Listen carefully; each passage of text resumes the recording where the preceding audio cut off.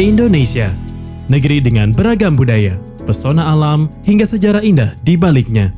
Membentang dari Sabang hingga Merauke, tidak hanya dilihat dari berapa banyak wisatawan yang datang, namun juga harus ditunjang dengan ekonomi yang semakin membaik. Pertumbuhan ekonomi Indonesia saat ini terbilang relatif tinggi dibanding negara lain. Namun, hal tersebut juga diiringi dengan tingkat inflasi yang cukup tinggi. Di Indonesia, penyebab inflasi dikelompokkan menjadi 3 faktor, yaitu administered price, inti, dan volatile foods.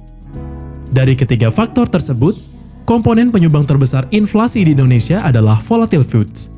Komponen ini bersumber dari volatilitas harga pangan dan distribusi atau ketersediaan bahan pangan. Sejalan dengan hal tersebut dan dalam upaya pengendalian inflasi, khususnya dari sisi volatile foods, Bank Indonesia turut mengembangkan komoditas pangan yang berpengaruh terhadap inflasi melalui program pengembangan klaster.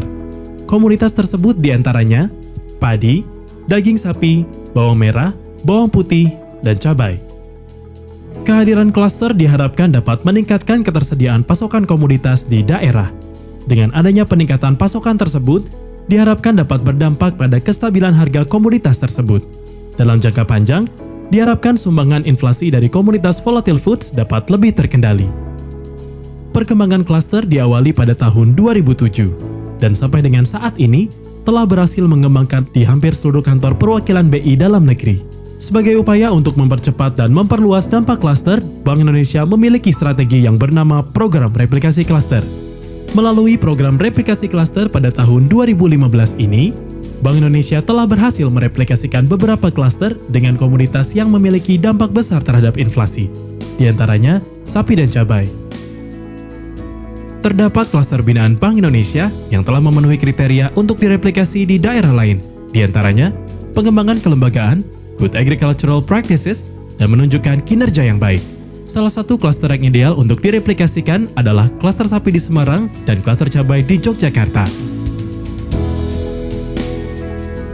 Semarang adalah ibu kota Provinsi Jawa Tengah, sekaligus kota metropolitan terbesar kelima di Indonesia sesudah Jakarta, Surabaya, Bandung, dan Medan.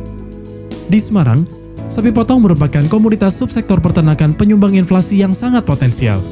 Tingginya permintaan akan daging sapi yang berkualitas belum mampu dipenuhi dari dalam negeri. Hal ini mengakibatkan pemerintah terpaksa menempuh kebijakan pembuka keran impor sapi hidup atau bahkan daging sapi dari negara lain. Klaster sapi potong merupakan komoditas unggulan pertanian, penyumbang inflasi, dan dapat mengatasi permasalahan lingkungan hidup, pakan, pangan, dan energi terbarukan. Metode program yang dapat direplikasikan pada klaster sapi Semarang adalah manajemen pemasaran sapi bernama Villa Sapi Potong, inovasi teknologi pakan ternak alternatif berbasis alfalfa, serta pembuatan sistem pengolahan kotoran berupa biogas.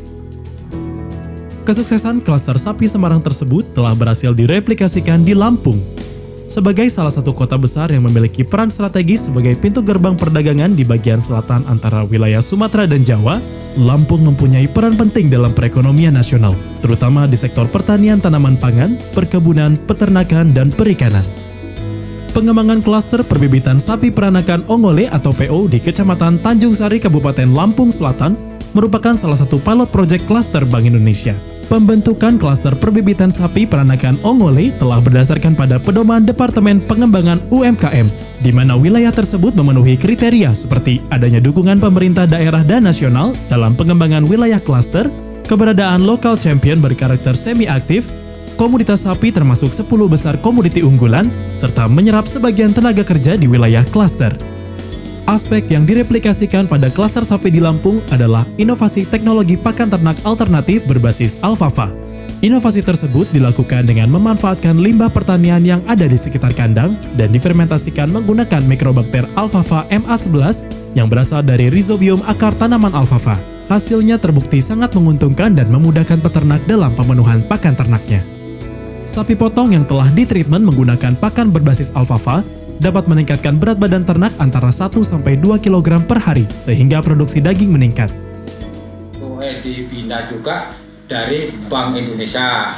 Alhamdulillah juga lebih tambah bagus lagi kita laksanakan. Karena kalau umpamanya nggak dibina dari dinas, BI, itu juga kan untuk kekompakan kelompok, kegiatan kelompok, itu juga kan kurang maksimal. Selain daging sapi, Salah satu komoditas yang berdampak besar pada inflasi volatile foods adalah cabai merah. Yogyakarta. Selain sebagai kota pelajar, Jogja juga memiliki salah satu kabupaten yang mampu menekan pertumbuhan inflasi pangan, yaitu Kulon Progo. Sistem ketahanan pangan komunitas Kulon Progo secara nasional dianggap sebagai salah satu yang berhasil melakukan stabilisasi harga cabai di tingkat petani. Program kerja replikasi klaster pada komoditi cabai di Kulon Progo inilah yang menjadi salah satu role model replikasi untuk wilayah lainnya. Kulon Progo sebagai kota yang berada di wilayah pesisir pantai memiliki ketersediaan lahan seluas 1.300 hektar dan 24 pasar lelang cabai yang telah memberikan dampak positif peningkatan kesejahteraan masyarakat. Berdasarkan penelitian Bank Indonesia tahun 2012, Kabupaten Kulon Progo layak dijadikan sebagai model cadangan pangan daerah dan berpotensi untuk diduplikasi secara nasional. Kesuksesan klaster cabai Yogyakarta tersebut telah berhasil direplikasikan di Samarinda, Provinsi Kalimantan Timur. Dalam rangka mengurangi kontribusi cabai terhadap inflasi, Bank Indonesia mendorong terbentuknya daerah-daerah penghasil cabai di kota Samarinda. Model pertanian yang dikembangkan pada klaster ini adalah pertanian terintegrasi. Aplikasi Good Agriculture Practices atau GAP yang diinisiasi BI dilakukan sepanjang tahun 2014 dengan hasil yang memuaskan. Keberhasilan di Kulon Progo pun membawa hasil yang sama di kota Samarinda.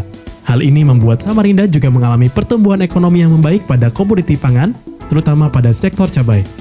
Aspek yang direplikasikan dalam budidaya cabai organik ini adalah dengan metode eco-farming di lahan marginal. Metode ini meliputi penanggulangan serta pencegahan hama tanaman cabai secara organik dan juga pengenalan konsep integrated eco-farming itu sendiri. Setelah mereplikasi klaster cabai Yogyakarta, klaster cabai Samarinda mengalami banyak kemajuan. Penanganan produksi cabai di wilayah ini menjadi lebih mudah dan meningkat secara signifikan. Terima kasih Bank Indonesia yang telah bersusah payah namun tetap semangat mendukung dan memotivasi petani di Samarinda. Terima kasih Profesor Nugroho dengan MS-nya. Bank Indonesia bersama seluruh stakeholders program replikasi klaster ini akan terus mengembangkan klaster di wilayah lainnya.